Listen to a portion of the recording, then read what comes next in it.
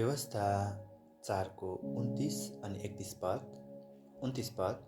तर यदि त्यहाँ पनि परमप्रभु तिमीहरूका परमेश्वरलाई तिमीले खोज्यो भने र तिमीहरूका सारा हृदय र प्राणले खोज्यो भने तिमीले उहाँलाई भेटाउनेछौ। 31 पद। उहाँले तिमीहरूलाई त्याग्नु नै छैन, नाश गर्नु नै छैन।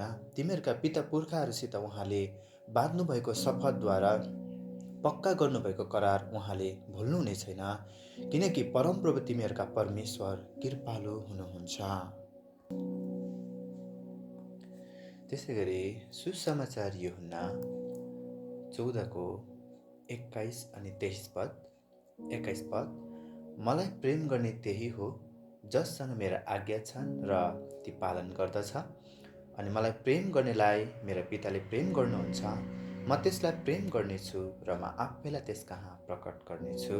23 पद। येशूले तिनलाई जवाफ दिई भन्नुभयो, जसले मलाई प्रेम गर्छ त्यसले मेरो वचन पालन गर्नेछ र मेरा पिताले त्यसलाई प्रेम गर्नुहुनेछ र हामी त्यसका आउनेछौँ र त्यससँग बास गर्नेछौँ। आमेन। त्यसै गरी यशाया 55 को 6 पद।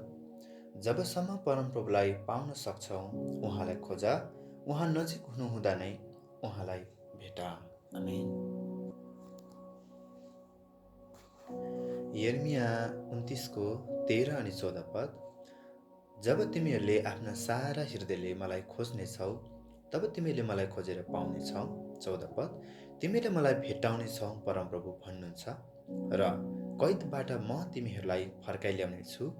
मैले तिमीहरूलाई निर्वासन गरेर पठाएका सबै जाति जातिहरू र ठाउँहरूदेखि म तिमीहरूलाई जम्मा गर्नेछु परमप्रभु भन्नुहुन्छ, र जुन ठाउँदेखि मैले तिमीहरूलाई निर्वासन गरेर पठाएको थिएँ त्यही ठाउँमा म तिमीहरूलाई फेरि फर्काइ ल्याउनेछु। दोस्रो इतिहास 15 को 1, 2, 4 अनि 15 पद 1 पद। परमेश्वरको आत्मा ओदेदका छोरा अजर्यामाथि उत्रनु भयो। 2 पद। तिनी आशालाई भेट गर्न निस्केर तिनलाई भने, हे आशा, सबै यहुदा र बेन्यामिन, मेरा कुरा सुन। जब तिमीहरू परमप्रभुसँग हुन्छौ तब उहाँ पनि तिमीहरूसँग हुनुहुनेछ। तिमीले उहाँलाई खोज्यो भने उहाँ तिमीहरूबाट भेटाइनुहुनेछ। तिमीहरूले उहाँलाई त्याग्यौ भने उहाँले पनि तिमीहरूलाई त्याग्नुहुनेछ। 4 पद। तर जब आफ्नो कष्टमा तिमीहरूले परमप्रभु इजरायलका परमेश्वरतिर फर्केर उहाँलाई खोजे तब तिनीहरूले पाउन् भनी उहाँ स्वयं प्रकट हुनुभयो। 15 पद।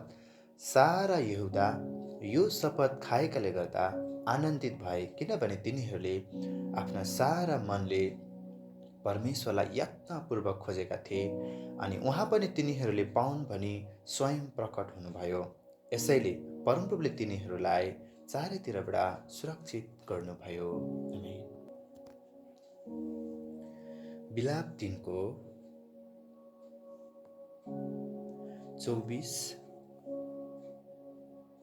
पद। मेरो प्राणले भन्छ, परमप्रभु नै मेरो सर्वोच्च हुनुहुन्छ, यसै कारण म धैर्य साथ उहाँको प्रतीक्षा गरिरहन्छु। 25 पद। परमप्रभुको बाटो हेर्ने, उहाँलाई खोज्नेहरूप्रति परमप्रभु कृपालु हुनुहुन्छ। त्यसै गरी